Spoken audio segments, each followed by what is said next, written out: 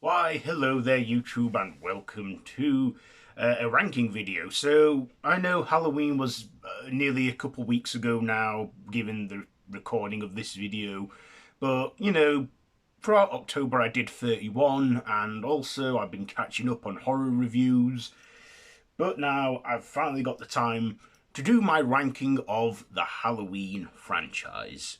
So, as you know, there's 13 films in total, and various timelines in the series.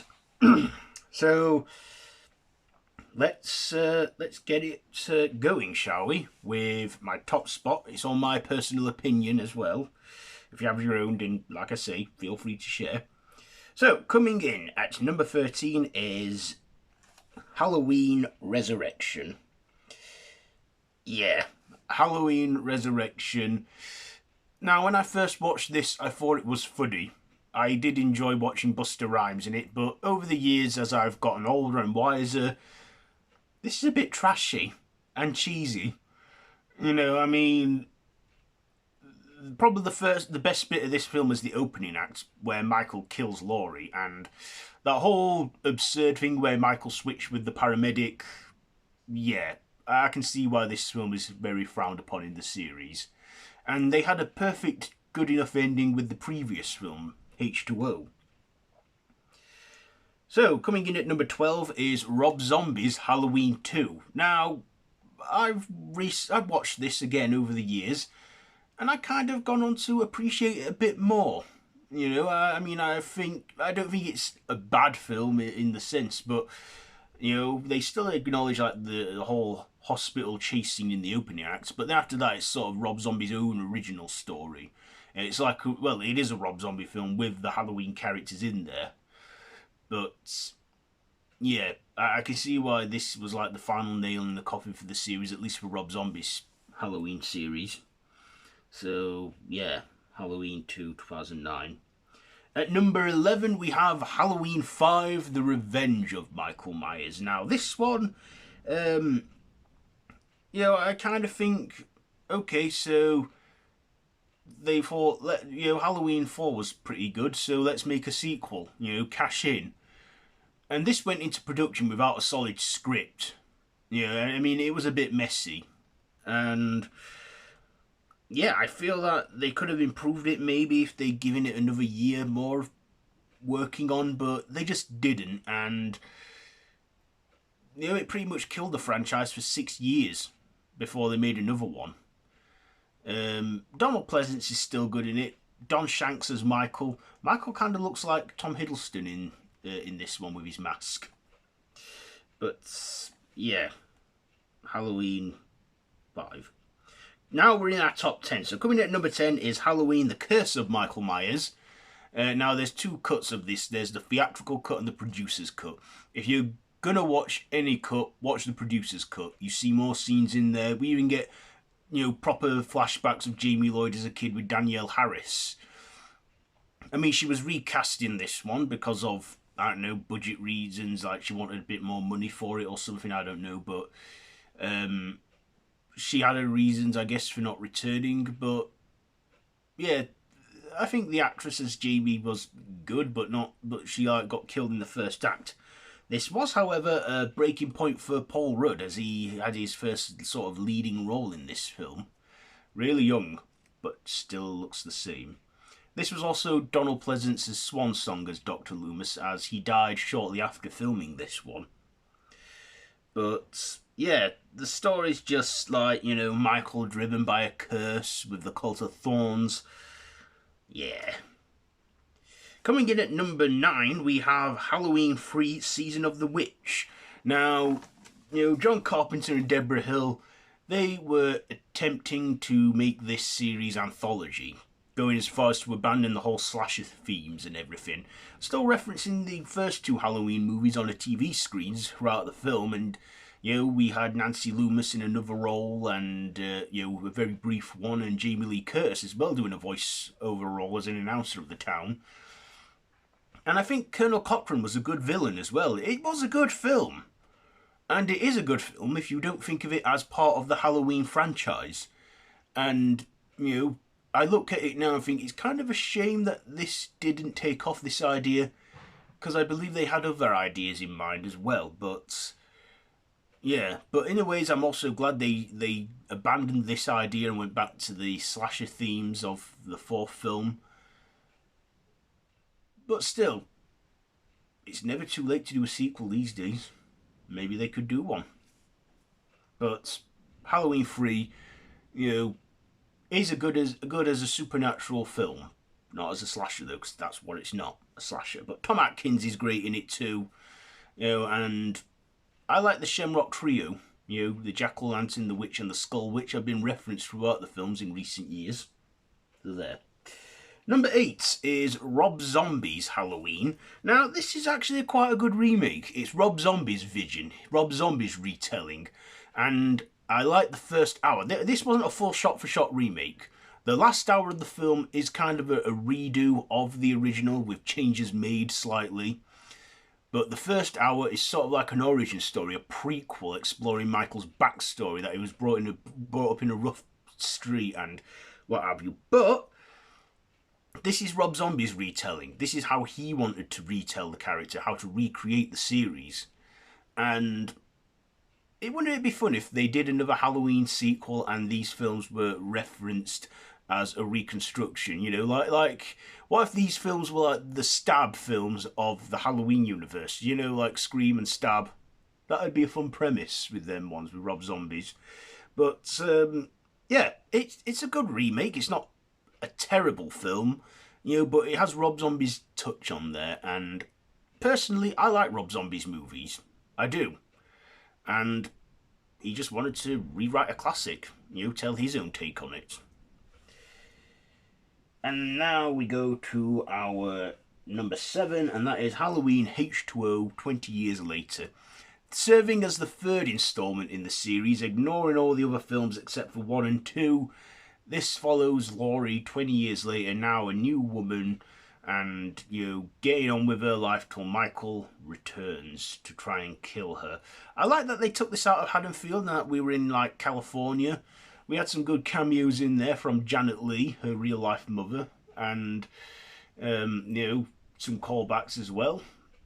And this is a good one. Had a good ending and could have just ended it there, but no, the studio wanted to think, let's cash in, make money, and they did with Resurrection. But this is a good one, before they wasted the good ending there. So my number 6 pick is the most recent installment, Halloween Ends. Yes, Halloween Ends. Now, I gotta admit, I was let down by this one. We don't see Michael until an hour into the film, and we focus on this kid named Corey Cunningham, who accidentally killed a kid on Halloween night of the kid he was babysitting after a prank gone wrong. And I feel for the guy. He really got, a lot of shit for something he did accidentally. And you kind of feel for him, but then he starts to, like, be influenced by Michael, and then we think, is he becoming like the new Shape or something? But yeah, that whole handing the torch thing, I feel they wasted a bit by him getting killed. Or maybe he isn't. Maybe he's not killed. We did see him get stabbed and die, but what if he truly isn't dead? Who knows? But I like that it happened. I like that we got to see this end. How we got to see Michael destroyed and killed by Laurie at last.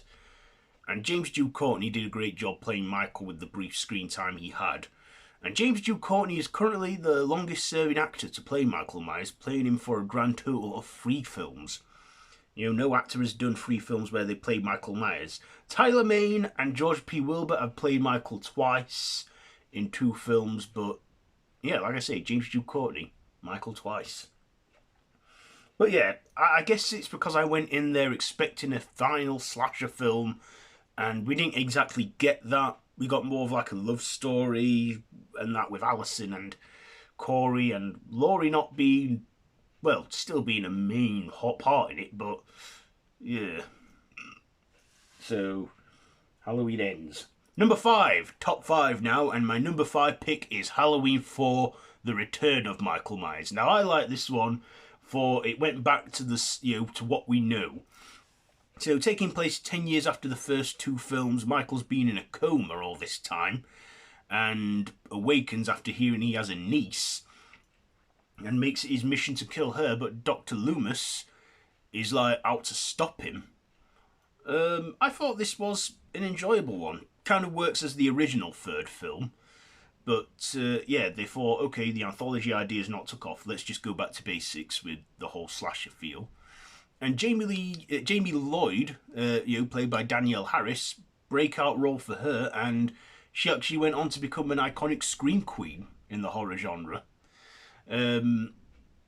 So yeah, we only get Donald Pleasance back from the original films because Jamie Lee Curtis, her career was taken off by then, and she was doing quite a bit of stuff.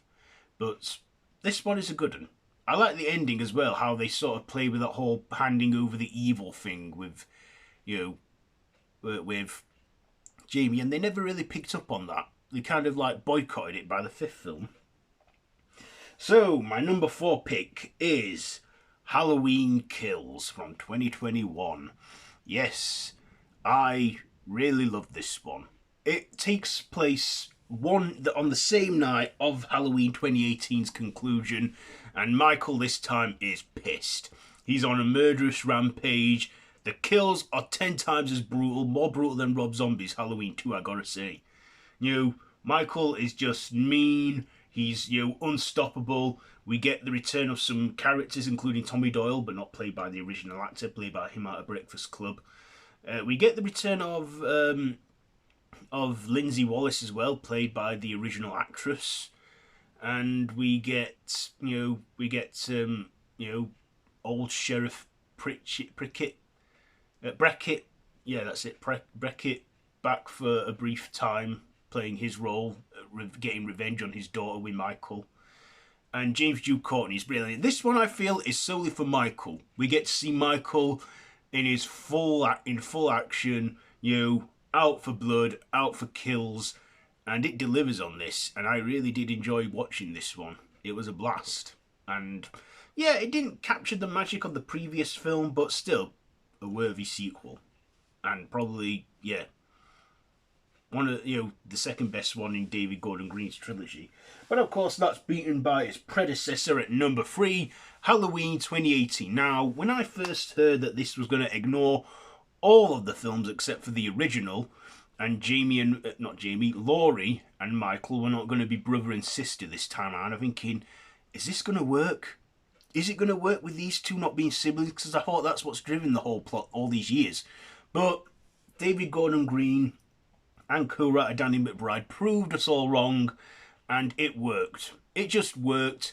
I loved how Laurie, Sarah Connored herself, and we got Jamie Lee Curtis back in her role playing Laurie. I like that we got Nick Castle back as well for a brief time as well. The original Michael Myers cameoing as the shape in that mirror scene. But James Duke Courtney did a great stand-in as well, playing Michael. And yeah, I always wondered, how did they catch him if it carried straight on into that where he's locked away? But we get all that explained in Halloween Kills. Love the flashbacks as well, by the way, with Dr. Loomis, So yeah, my bottom 2, and they are, number 2 is Halloween 2. Taking place the same night as the original Halloween, this is a good sequel. In fact, the best sequel in the series. We find out that Michael and Laurie are brother and sister and why Michael's after her. Michael this time's played by Dick Warlock. The mask is slightly different because it's aged a bit, but as far as I know, that is the original Shatner mask that painted white. John Carpenter was still involved as co-writer and producer, but they handed the directing duties over to, what's his name? His name's just slipped my mind now. But he came back and did Halloween Resurrection. But still, this was a good one and a good conclusion. I can see why they wanted to try and go in anthology routes, by sort of, ending the story there. And if the anthology idea took off, we would have only got 2 films with Michael. But I'm glad it didn't, because Michael is now an icon in horror. He's even there on my shirt here. Friends. Anyhow, yeah. Halloween 2, number 2. Now, number 1, you probably know what it is now, because it's the other one I haven't mentioned, and it is Halloween 1978, the original from John Carpenter. This, set things in motion for the slasher genre. The slasher genre was still new at that time, coming into its own, and they nailed it. They got it on, and who thought a Captain Kirk mask could look so creepy? I mean, they did alterations to it to make it the mask that we all know. Nick Castle, brilliant. Jamie Lee Curtis in a breakout role, back before that known as the daughter of Janet Leigh. Donald Pleasant's great, even though the role was originally considered for Christopher Lee, but he later regretted not taking that role. But Donald Pleasance did a good enough job anyway, playing Dr. Loomis. This is everything you want in a slasher film, and this was made on a tight budget, had no intention of being a success, had no intention of it becoming a franchise, had no intention of it being the staple in horror we know it as today. This invented the slashers, this set things, the tone for slashers that were to come in the 80s. And if it weren't for that one, we wouldn't have that. And if it weren't for this one, we wouldn't have the great series that tries to recapture the magic of this one. So yeah, number 1, Halloween. So there you go. There is my ranking. I know I'm a bit late to the party with my rankings, but there you go. There's my rankings of all the Halloween movies. So how would you rank these? Like I said, let me know down in the comments below. And if you like this video, be sure to give it a big thumbs up and to share with your friends. Feel free to subscribe to the channel if you haven't already and to hit that notification bell. The choice is yours, not mine, but it means a great deal to me if you do. But no pressure. Anyway, yeah, and that's if you're new here too. So yeah, I've been Random Ross. This has been my Halloween ranking. So until next time, don't have nightmares.